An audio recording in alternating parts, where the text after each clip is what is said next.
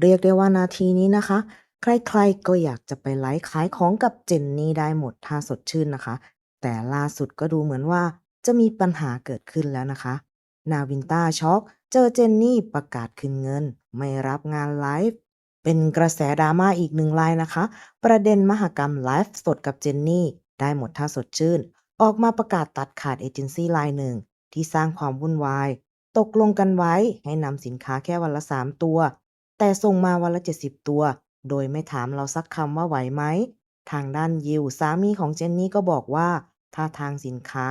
ดิวมาเองจะเสียแค่50,000บาท แต่ถ้าโดนเรียกเก็บเกินราคานี้แล้วบอกว่าจะได้คิวเร็วขึ้น อันนี้คือโดนมิจฉาชีพหลอก ซึ่งเอเจนซี่ดังกล่าวคือผู้ที่ดีลงานให้กับนาวินต้า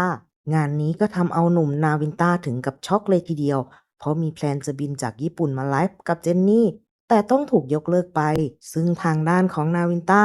ก็ได้ออกมาโพสต์คลิปในไอจีส่วนตัวถึงประเด็นนี้ว่าได้ติดต่อเอเจนซี่รายหนึ่งซึ่งประสานงานเรื่องคิวที่จะไปไลฟ์สดขายของกับเจนนี่ โดยที่แพลนไว้ว่าตอนนี้กำลังเที่ยวญี่ปุ่นอยู่กับครอบครัว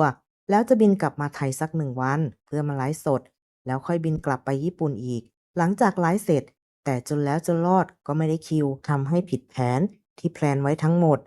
เห็นมีการประกาศจะโอนเงินคืนและเราได้โอนยอดที่โดนบวกไปให้ทางเอเจนซีเรียบร้อยแล้วแต่ตนเองยังไม่ได้คิวแต่ทราบว่าตอนนี้คงวุ่นวายกันอยู่อันนี้เข้าใจได้แต่เจอแบบนี้ก็ไม่โอเคคงต้องรอลุ้นกันต่ออีกว่าดราม่าเรื่องนี้จะจบยังไงแล้วเงินที่นาวินต้าจ่ายไปให้กับเอเจนซีจะได้คืนไหมก็คงต้องมีคนออกมารับผิดชอบแน่นอนค่ะเรื่องนี้ยังไงก็เป็นกำลังใจให้คุณนาวินต้าด้วยจ้า